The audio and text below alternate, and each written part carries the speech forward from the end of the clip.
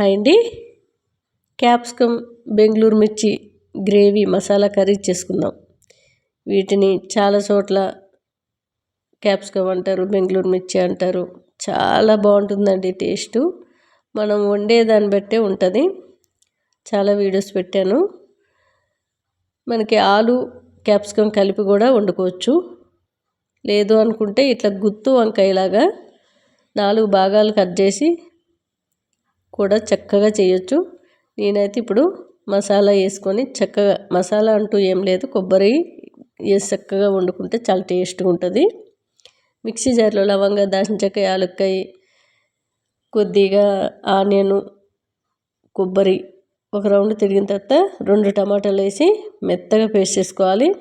Stove పైన కళాయి పెట్టుకొని కొద్దిగా ఆయిలు, ఆవాలు, జీలకర్ర, శనగపప్పు, మినపప్పు, 3 పచ్చిమిర్చీలు, సన్నగా తరిగి పెట్టుకున్న ఉల్లిపాయ ముక్కలు, కొద్దిగా కరివేపాకు బాగా వేగిన తర్వాత కొద్దిగా పసుపు వేసుకొని మనం కట్ చేసి పెట్టుకున్న క్యాప్సికమ్ ముక్కలు వేసుకోవాలి.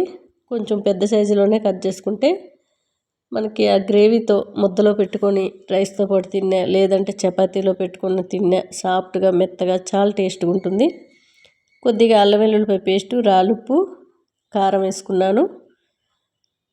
అంతా శుభ్రంగా పట్టేటట్టు కలిపేసుకోవాలి. స్టవ్ మీడియంలో పెట్టుకొని మనం ఉడికించుకుంటే త్వరగా ఉడికిపోతుంది.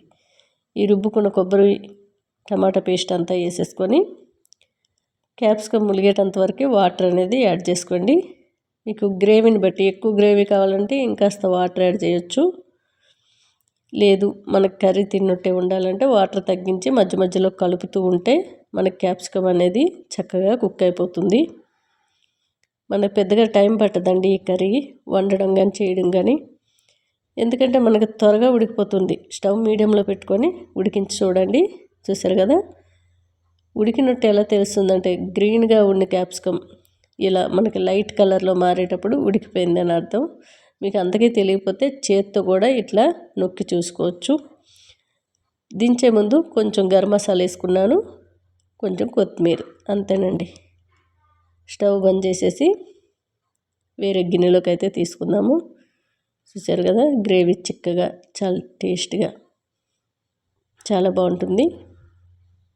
మనకి ఏ రైస్ మీదకైనా, బగారా రైస్ అయినా, బిర్యానీలోకైనా, అట్లానే మనకి నార్మల్ రైస్, వైట్ రైస్ అయినా చాలా చాలా బాగుంది. టేస్ట్ అయితే అదిరిపోయిందండి. నేనైతే కొర్రల రైస్ మీదకి చేశాను. టేస్ట్ చాలా బాగుంది.